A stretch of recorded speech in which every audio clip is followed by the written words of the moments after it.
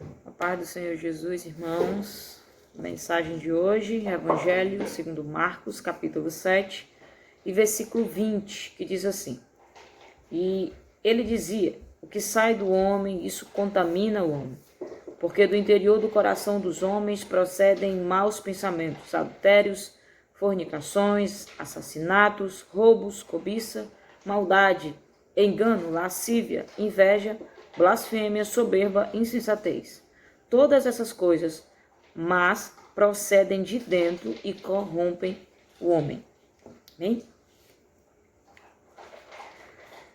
São três coisas que todo cristão tem como inimigo ou enxerga como inimigo, né?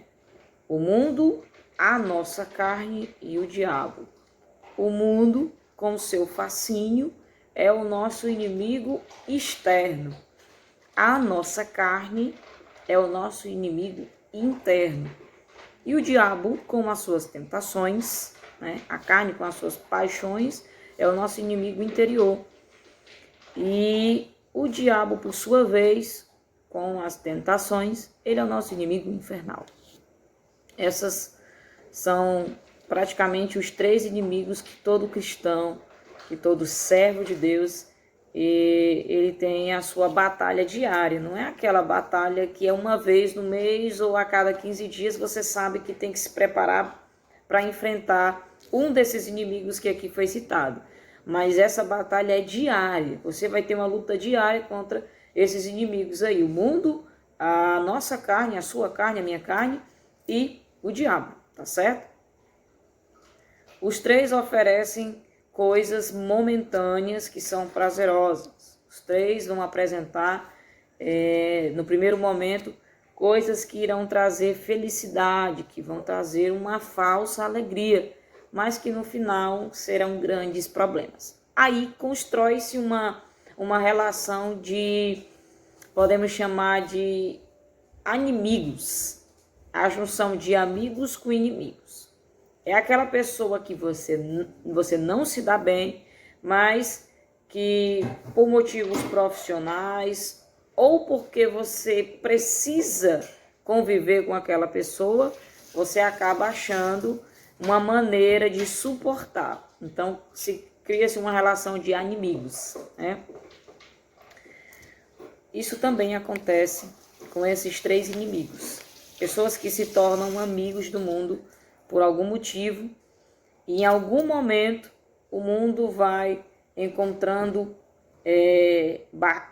brechas, vai encontrando facilidades e a pessoa acaba achando, encontrando e enxergando, tendo uma falsa visão, tendo uma visão turva aí de uma coisa, de uma alegria que ela é passageira, mas no momento a pessoa não consegue enxergar que essa alegria é passageira. O que a palavra vai dizer no versículo 20? O que sai do homem, isso contamina o homem. Esse aí está falando do nosso inimigo interior, as nossas paixões. Você não é atraído, né, ou tentado por algo que não é bom para você, para sua carne. A sua carne, ela só deseja o que é gostoso para ela, o que é atrativo para ela. Então, por isso que a Bíblia diz que devemos fugir da nossa carne, fugir das nossas paixões, principalmente os jovens, tá? Versículo 21.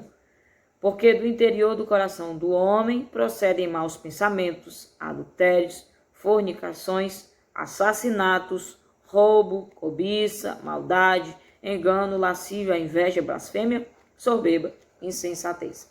Todas essas coisas é propriamente da nossa carne, sai do nosso coração. Aquilo que sai da nossa boca é aquilo que nos contamina.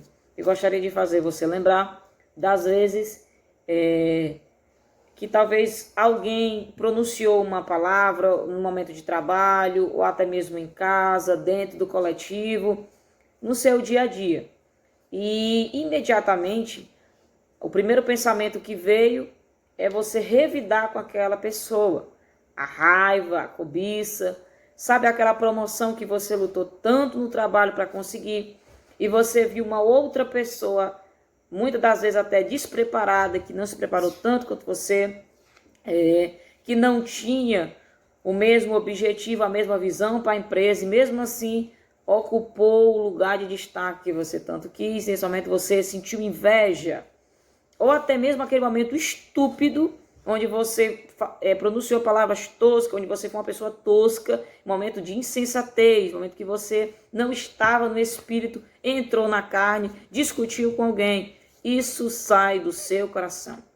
O seu coração, ele vai mandar a informação para a sua mente e principalmente para a forma que você age, que você fala, que você se relaciona com as pessoas. A boca só fala do que o coração está cheio. Se você está cheio do Espírito Santo, se você está cheio de Deus, você não vai parar de falar da bondade do Senhor, você não vai parar de falar do quanto o Senhor é bom, a sua misericórdia com a sua vida, com a vida das pessoas que convivem com você, que são apresentadas na sua oração. Então, assim, se você está cheio do Espírito Santo, você vai falar de coisas que vêm do Espírito Santo. Se o seu coração está carnal, se a sua vida está baseada em situações carnais, longe de Bíblia, longe de oração, longe de consagração, sua boca só vai falar das coisas do mundo.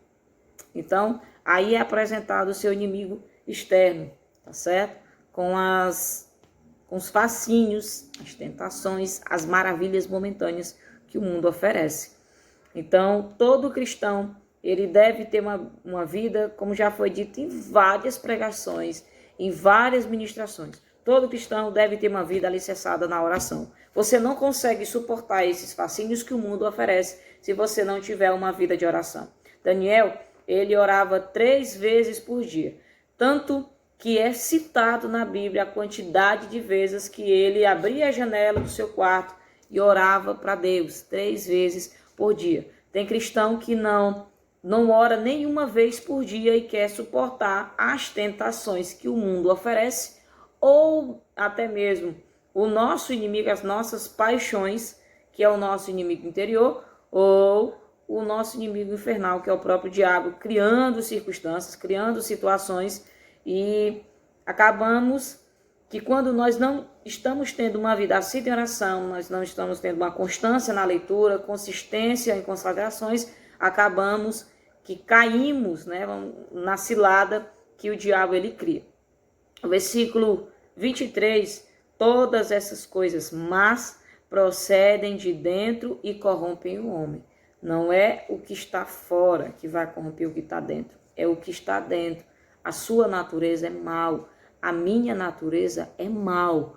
É por isso que a Bíblia vai citar diversas vezes que precisamos, necessitamos desesperadamente da presença do Espírito Santo.